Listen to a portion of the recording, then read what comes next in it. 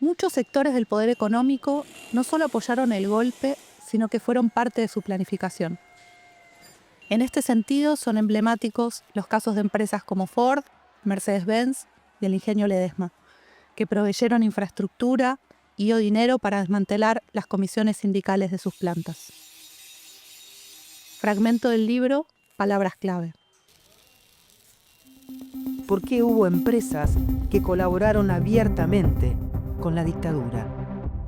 Apoyo, complicidad y responsabilidad ¿son la misma cosa? ¿Cómo pensar los consensos y la complicidad civil con la dictadura?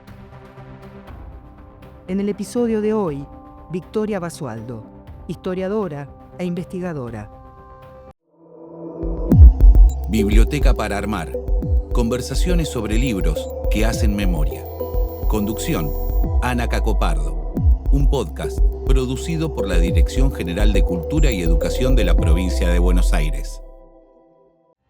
Victoria, repasando documentos de los años de la dictadura y la prensa de los años de la dictadura, se cumplía un año, 1977, un año del golpe. Y nos encontramos con una solicitada de Ford que dice: 1976, nuevamente la Argentina encuentra su camino. 1977, nuevo año de fe y esperanza para todos los argentinos de buena voluntad. Ford Motors Argentina y su gente comprometen su participación en el esfuerzo por la realización del destino de la patria, ¿no? Si no es una solicitada celebratoria de la dictadura. Te pregunto, ¿por qué una empresa tan poderosa, multinacional, estamos hablando de la automotriz Ford, apoyaría tan abiertamente a una dictadura? Bueno, no fue la única, Uh-huh. ¿no? Eso es lo primero que hay que decir. Sí, no fue una única. Yo creo que es una excelente pregunta. Realmente uno no pensaría que está entre las tareas de una empresa, sí, producir, sí, incluso tener beneficios, tener ganancias, tener empleados. Pero ¿por qué involucrarse de ese modo? No solo con palabras, porque digo, eso es lo interesante, ¿no? O sea, acá te estás refiriendo Al a apoyo. expresiones públicas. Pero en realidad, cuando uno mira la causa Ford, cuando uno mira el caso de Ford, ve que el apoyo fue mucho más allá de las palabras para en realidad centrarse en un conjunto de acciones que fueron centrales, ¿no? No solo para la dictadura en términos de sus apoyos, en términos de su viabilidad, si querés, Uh-huh. política nacional e internacional, porque como decís es una empresa multinacional con mucha vinculación con el Departamento de Estado norteamericano, con la Cámara Automotriz. Entonces esto va mucho más allá de lo que sucede específicamente en ese establecimiento laboral, sino que además, hubo una serie de acciones en el plano represivo. Es una muy buena pregunta la que haces y yo creo que replantea la mirada que en general disocia la historia económica y la historia laboral de la historia represiva en nuestros países. Hablamos de apoyo, hablamos de colaboración, pero en la investigación, no solamente en el campo de las ciencias sociales, sino una investigación como la que te tocó coordinar, que también llegó al campo de la justicia, se usa una categoría que es la de responsabilidad. Entonces, claro, la pregunta ¿es lo mismo el apoyo, prestar en todo caso consentimiento, que tener responsabilidad? Es más, responsabilidad criminal. ¿Cómo pensaron el uso de la categoría responsabilidad empresarial? Bueno, es un nudo central el que planteas, la cuestión conceptual.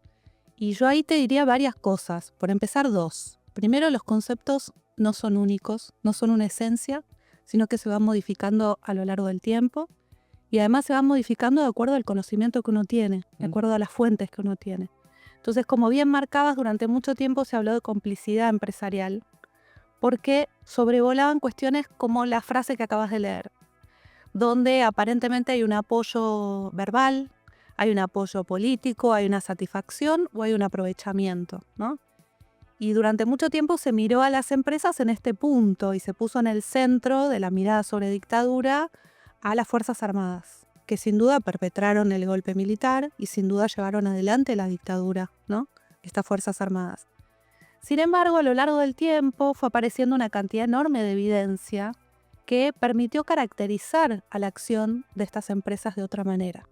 Y apareció un montón de fuentes donde en verdad las empresas no aprovecharon una situación que generaron otros únicamente, sino que, como vos decís, en una investigación muy importante que se hizo desde Flaxo, el CELS, la Secretaría de Derechos Humanos y el Programa Verdad y Justicia, una investigación colectiva, conjunta, que se hizo entre 2014 y 2015, se trabajaron 25 empresas, entre ellas De toda la Ford, Argentina. de toda la Argentina, tal cual, en 6 regiones, entre ellas Ford, por eso decía, no es la única, ¿no? Desde un comienzo. Y ahí la categoría complicidad no alcanzaba. No, la categoría complicidad encorsetaba en una sola de las posibilidades, que es acompañamiento por parte de un actor secundario a un actor principal, ¿no? Una complicidad es acompañar a otro, acompañar a un actor principal que está desarrollando una actividad. Y nosotros lo que vimos en esa investigación, que se hizo con más de 20 personas, un esfuerzo enorme, con un relevamiento de archivos en todo el país, la conclusión que sacamos no solo fue en profundidad para cada uno de los casos, sino patrones. Bueno, hubo en casi el 90% de los casos secuestros en los lugares de trabajo, hubo provisión de recursos logísticos y materiales, provisión de financiamiento, información clave para los secuestros, fotos de quienes tenían que ser secuestrados, direcciones. Todo esto, este conjunto de cuestiones que incluso incluyeron la participación, presencia de funcionarios empresariales en los secuestros, en muchos casos, en algún caso en las torturas, ¿no? Y sobre todo la existencia de centros clandestinos de detención en 5 de los 25 casos, bueno, Dentro de las empresas. dentro de las empresas. ¿Y qué nombra la categoría de responsabilidad?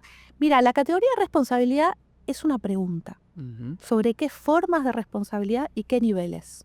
La complicidad anula la pregunta, porque tu forma es una forma secundaria y vos estás sometido a un actor principal que no es el actor del cual estamos hablando. El actor principal, Fuerzas Armadas. Exacto. Entonces, sin duda que tenés a las Fuerzas Armadas, fueron las que perpetraron, fueron las que llevaron adelante los secuestros, fueron las que habían tomado por asalto el Estado, ¿no? Y estaban ejerciendo todo ese poder estatal. Pero ahí estuvieron las empresas que en estos casos que nosotros estábamos viendo, no fueron acompañantes, sino que fueron corresponsables.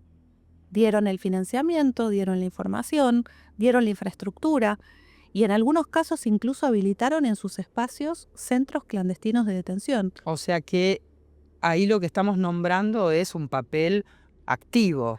Exactamente, te estás preguntando por cuáles son las acciones y que entonces con esto no es decir que todas las empresas fueron corresponsables, en absoluto. Por eso digo, los conceptos tienen que ver con pruebas, con materiales, con contextos de conocimiento, Con documentos, con documentos con testimonios. Exactamente.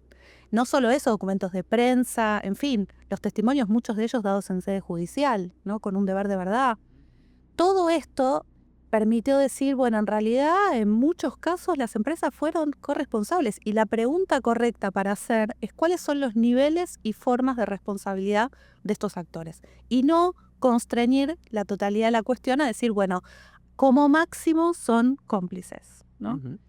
Arrancamos con un caso que es muy emblemático. Además, estamos hablando de la automotriz Ford porque hubo una causa judicial y hubo condenas a 2 de sus gerentes por su participación en crímenes de lesa humanidad. ¿Cuáles fueron esos hechos que los incriminaron? Y quiero pedirte que empieces por uno. Las listas. La causa Ford es emblemática a nivel nacional e internacional. La condena de Héctor Sibila, que era gerente de manufactura, de Pedro Müller, que era gerente de producción, pero que además reemplazaba al presidente de la empresa, Curard, en casos de viaje, fue histórico, ¿no? Por supuesto, y además fueron condenados junto con el máximo responsable militar, Santiago Marriveros, máximo responsable militar de la zona. Esto es muy importante porque cuando hablamos de responsabilidad empresarial, esto no de ningún modo menoscaba la responsabilidad militar. Hay una articulación ahí, ¿no? Hay una conexión entre ambas cuestiones. Eso se ve en la condena. Y eso se ve muy claramente en esta condena que se logró en diciembre del 2018. Como bien decís, estas condenas estuvieron basadas en una enorme cantidad de documentación y esta sentencia de diciembre del 2018 fue revalidada nada más y nada menos que por la Cámara Federal de Casación Penal en 2021. Ahora, a mí ese juicio me conmovió enormemente, hay que decir que es un juicio además que se desarrolló con el telón de fondo de las movilizaciones masivas de los feminismos, la marea verde. Y escuchamos ahí los testimonios de los que eran obreros de la FOR en ese momento, que fueron detenidos desaparecidos, pero de sus compañeras. Y esas compañeras vieron listas. Bueno, hay un impacto gigante, no solo en términos de la desaparición de trabajadores y delegados, esto se marca en la sentencia. El común denominador de las 24 víctimas de la causa Ford es su carácter de trabajadores para Ford y su carácter de activistas gremiales. Eran delegados. Eran muchos de ellos delegados y otros activistas, ¿no? Habían sido partícipes de marchas, de organizaciones, de demandas. Bueno, pero además aparece, como vos decís, aparecen las mujeres, muchas veces omitidas en toda esta historia y que tuvieron un papel central porque primero tuvieron el impacto de estos secuestros. Durante un mes estos trabajadores fueron secuestrados de sus lugares de trabajo, fueron llevados en muchos casos en camionetas de la propia Ford. En 17 de los casos fueron llevados a un centro clandestino de detención adentro de la planta, donde fueron reventados a patadas durante todo un día. Y luego fueron llevados en las mismas camionetas a comisarías de la zona y de allí luego pasaron a unidades penitenciarias, ¿no? Estuvieron desaparecidos, estas mujeres salieron a buscarlos, salieron a decir a dónde están. ¿Y a quién enfrentaron? A los militares, a las autoridades militares, a decirles dónde están, decime, necesito saber. Y algunos de estos jefes militares les mostraron una lista con el logo de Ford y le dijeron, nosotros los secuestramos porque estaban acá. Entonces, si querés explicaciones de por qué están secuestrados, tenés que ir a la planta de Ford. Son ellos, de ahí vinieron las órdenes. Esas declaraciones, que fueron muy conmovedoras, se sumaron a una gran cantidad de documentación que fue relevada y que fue trabajada magistralmente en la sentencia, tanto en la de primera instancia como en la de casación.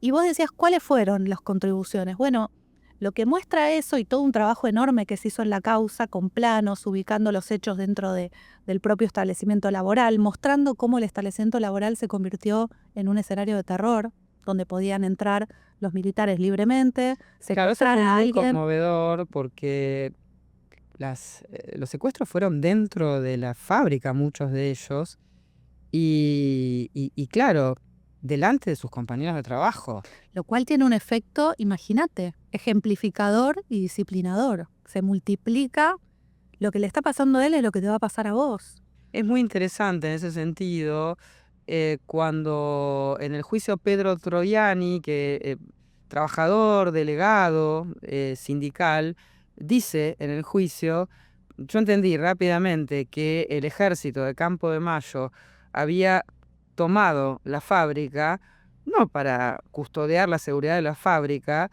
sino para llevarse a los delegados sindicales. Es decir, el foco ahí en las desapariciones y en los secuestros fueron los delegados. Absolutamente, y eso es lo que dicen las sentencias. Las sentencias dicen no se puede entender este proceso de persecución si no es a partir de la fortaleza que tenían los delegados y la comisión interna dentro de la fábrica. ¿Qué hacían las comisiones internas, Victoria, en una fábrica? ¿Qué hacen las comisiones internas? Organizan a la base. Y esto lo que permite... Negocian salarios, condiciones de trabajo. Sin duda, por un lado una cuestión de negociación, pero por otro lado una cuestión de protesta y de organización obrera, que ha sido siempre una marca registrada. Por eso las sucesivas ofensivas antilaborales y antisindicales intentan desactivar esas instancias de organización que han sido centrales. Entonces, ¿qué hacían en la comisión interna de Ford? ¿Qué hacían los delegados? En primer lugar, exigían esto, que todo el cuerpo de trabajadores estuviera representado por un mismo sindicato. Es decir, esta igualdad, esta pertenencia a un colectivo obrero unificado. Por otro lado, las condiciones de trabajo. Se articularon con la Facultad de Medicina, denunciaron una cantidad de consecuencias que tenía el proceso productivo, con la presencia de plomo en sangre, con una cantidad de enfermedades que eran invisibilizadas. ¿Qué hacían? Exigían niveles salariales de acuerdo a inflación. ¿Qué hacían? Se reunían con otras fábricas y marchaban en conjunto, como en las jornadas de junio y julio de 1975. La columna de Ford fue enorme. Hay fotos muy emblemáticas y muy hermosas. Y bueno, tenemos ahí también recreaciones, dibujos sobre esos momentos, sobre lo que relatan los trabajadores, ¿no? Y además una fortaleza comunitaria enorme, porque digo, las mujeres fueron muy importantes, pero relataban en el juicio no solo la cuestión represiva, sino la solidaridad, el hacerse la casa, construirse la casa entre unos y otros, en la organización en el territorio. Esto tiene una potencialidad enorme. Por supuesto hablamos de otro momento de la Argentina, de otro momento del capitalismo también. Estamos hablando del trabajo formal de los años 70 y de un movimiento obrero tan organizado y de una capacidad de negociación que a veces nos cuesta entenderlas desde este presente, ¿no? Te cuesta entenderlo porque hubo muchas ofensivas, no es casual. Efectivamente es un momento de cambio, mediados de los años 70, es un paso del Fordismo al posfordismo, hablando de Ford. Es un proceso de transformación, de auge. El Fordismo como proceso de trabajo. Absolutamente, y el paso a un proceso de flexibilización laboral creciente, de fragmentación de los colectivos laborales. Toda esta unidad de la que estábamos hablando es la que se empieza a resquebrajar. Y por otro lado también un cambio tecnológico muy fuerte que se usa a expensas de los trabajadores, pues la tecnología puede salvar muchas vidas y puede ser excelente, ¿no? Pero claramente ha sido aplicada, y las dictaduras producen un proceso de transformación y disciplinamiento que sienta las bases para esos cambios de los cuales vos estás hablando, ¿no? Si uno mira la situación de la Argentina actual, bueno, hubo varias oleadas de una ofensiva fenomenal contra la clase trabajadora y el movimiento sindical, con distintos medios. En la dictadura la represión fue una cuestión central y la desaparición de estos delegados y trabajadores, bueno, tuvo consecuencias muy grandes. Este es el gran relato de la historia, Victoria, ¿no? Pero este gran relato se complementa con las historias, con quiénes eran estas familias. Tal cual. Quiénes eran estos obreros, sus compañeros, sus hijos, sus proyectos, sus trayectorias de vida. ¿Qué te pasó a vos en ese contacto directo con ese universo? Para mí la causa Ford logró sintetizar muchísimas de estas cuestiones. Logró en un momento imposible escuchar una cantidad de voces impresionantes, no solo la de las mujeres, que para mí son enormes protagonistas de esta historia, maravillosas, no solo por la pelea que dieron, sino por la capacidad de cuidar, toda una trayectoria familiar después de una situación como la que vivieron, muchas de ellas además trabajadoras fuera, todas ellas trabajadoras dentro del hogar. Sabemos que el trabajo reproductivo ha sido nuestro por demasiado tiempo. Bueno, me parece que es una historia increíble que además incluyó a los hijos e hijas, que fueron muy emotivos. Que también dictaron en el juicio. Tal cual, que contaron cosas impresionantes. Uno de los hijos de Pedro, Marcelo, tuvo un infarto en la mitad del juicio, digamos, con un costo personal, subjetivo, de salud, impresionante. Y muchas hijas además, muchas de ellas con militancia sindical, muchas de ellas con trayectorias propias. Creo que hay en este conjunto, digamos, representan a una gran cantidad de colectivos que, bueno, no pudieron llegar a esa instancia por los múltiples obstáculos y problemas frente al proceso judicial. Victoria, ¿cómo impactó en tu propia subjetividad, en tu propia emocionalidad, ese vínculo tan estrecho con estas familias de trabajadores, tan estrecho, tan cotidiano? Uno siempre descubre cosas, por más que vinieras trabajando el tema desde hace muchos años, hay algo ahí siempre, afortunadamente en nuestro trabajo, de dejarse impactar por esas trayectorias y por esas emocionalidades. ¿Qué te pasó a vos? ¿Qué te alumbró? ¿Qué No, sucedió? para mí, mi trabajo a mí me encanta, y me encanta porque tiene este contacto, digamos, y porque son procesos de aprendizaje y de conocimiento que, bueno, que te hacen crecer todo el tiempo. Y ahí la pregunta es, bueno, ¿cuán científica es tu aproximación si vos tenés un vínculo, ¿no? Y a mí me parece muy interesante eso, me encanta que me lo pregunten, porque yo creo que la ciencia en realidad acredita las cuestiones, las miradas y las construcciones que uno hace a partir de un conjunto de fuentes, a partir de un conjunto de materiales, y uno está siempre atravesado por aquello que ve. Yo en realidad llegué a la relación con el grupo Ford a partir de mi tarea de investigación. Es así como descubrí estas historias que no podía creer que no supiéramos todos. Y es así como aprendí a escuchar todas esas voces que no habían sido escuchadas, ¿no? Y yo creo que esto es profundamente transformador. Creo que hay un aprendizaje de una mirada, por un lado, de poder ver la vinculación entre estas dimensiones, toda la historia no contada que tenemos, la necesidad de abrir esta mirada más compleja, y por otro lado, las posibilidades que da el juntarse y pelear por la propia vida, ¿no? Creo que hay una lección y me parece que es enorme haber sobrevivido. Las familias tienen que sobrevivir en ese contexto dictatorial. Una de las compañeras de Ford contaba que tenía un solo jean, lo tenía que lavar en el medio del invierno y tenía que salir con el jean mojado al día siguiente a ver a su marido, a ver a dónde estaba, hacer la demanda. Bueno, los chicos crecer en el medio de esa situación y bajo la sombra de esta empresa enorme que hasta el día de hoy no les da respuestas, ni lo recibe, ni pone los pilares como hay que ponerlos en la puerta de la empresa. Es una lección de mirada colectiva, de apuesta por el futuro y de persistencia en la lucha que me parece que es hermosa, ¿no? De alguna manera, en una mirada, si querés, de larga duración, ¿crees que este juicio, la causa Ford, la condena, viene a decirnos como sociedad y viene a decirles a las empresas nunca más apoyar y asociarse con una dictadura para maximizar ganancias? Creo que tiene ese potencial. No sé si lo están escuchando, este mensaje, ¿no?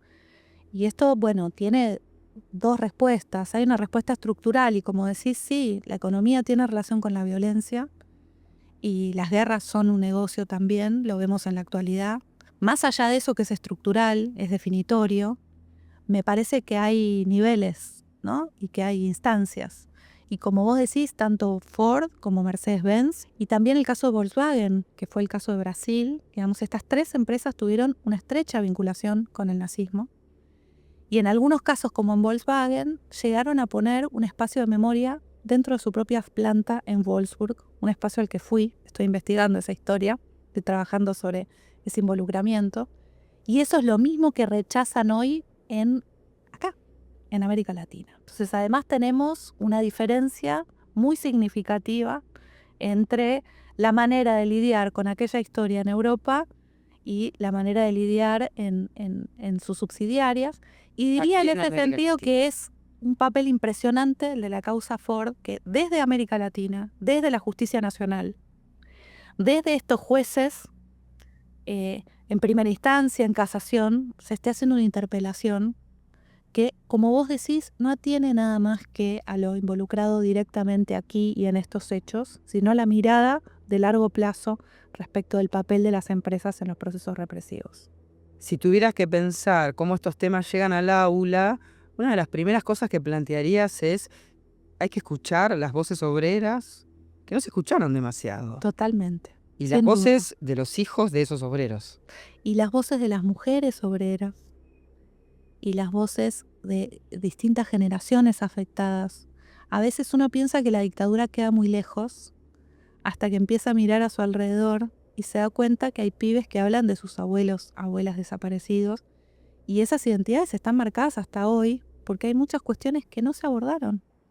Hay desaparecidos del ámbito rural, de regiones como, bueno, el norte grande, el NOA, el NEA, integrantes de ligas agrarias, integrantes de comunidades originarias, que nunca denunciaron, cuyas transformaciones fueron brutales y cuyas historias no conocemos. Entonces me parece que también, por eso digo que de algún modo la causa Ford, que no es la única, hay una gran cantidad de colectivos obreros luchando por justicia, creo que es un mascarón de prueba, creo que es una invitación a recorrer historias que además están allí, ¿no? Hay que ensanchar la buscar. escucha. Sí, exactamente. Hay que ensanchar la escucha. Victoria Basualdo, muchas gracias. Gracias a vos, enormes. Para seguir explorando la noción de responsabilidad social, les recomendamos el libro Palabras Clave, producido por la Dirección General de Cultura y Educación. El libro incluye un apartado de actividades para el aula. Esto fue Biblioteca para Armar, conversaciones sobre libros que hacen memoria, un podcast de la Dirección General de Cultura y Educación de la provincia de Buenos Aires.